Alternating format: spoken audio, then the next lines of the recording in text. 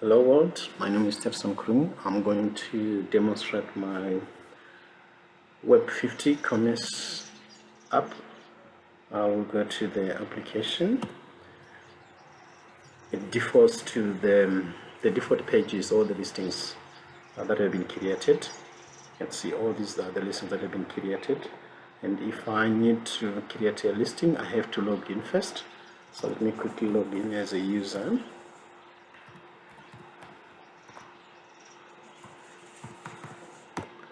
When I'm logged in, I can be in a position to create a listing.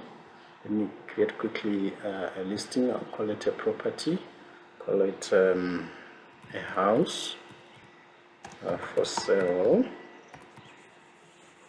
Now, description, I'll just say it's a 2-bed house for sale. Then I can choose a picture. I can choose any of these pictures. I'll just take that picture as a house. On it, I'll just say 1. Let me give I need initial offer of 1,000 rands. Then submit. The listing is successfully created. Then if I go to my active listings, I can see that I've got the listings that have been created, and here's the last listing that I've created with 1,000 rands. If I go to my listing page, for example this listing, I must be in a position to place a bid on a listing. In this case, if I place a bid of say 60 rand and press enter, I get an error that the bid is lower than the current bid. So if I put a bid say 90 rand and press enter, you can see that the bid has been accepted. If I go to a listing that I created myself, which has a bid, like in this case, this listing does not have a bid, but I've got an option to close it. If I had a current bid on this listing, then if I also go to my active listings, and I can also be in a position to view all the comments, I can quickly add a comment here. Bid is active.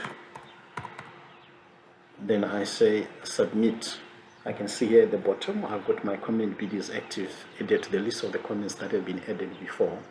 And if I go to my watch list, I'll be in a position to see all of the watch list of the listings in my watch list. I can be in a position to remove this listing, which was the last listing that I had. If I go to this listing, I can be in a position to add it to my watch list. So if I go to my watch list, I can see that I've added back that listing. Categories, if I go to any of these categories, I'll be in a position to see categories which are for under a property, or if it's electronics, I can go to the listing where I see a radio. If it's a toy, I can see I've got a listing basically for toys. Then in my admin, if I go and log in as the admin user, I must be in a position to edit and delete and manipulate any of the listings. So let me log in quickly.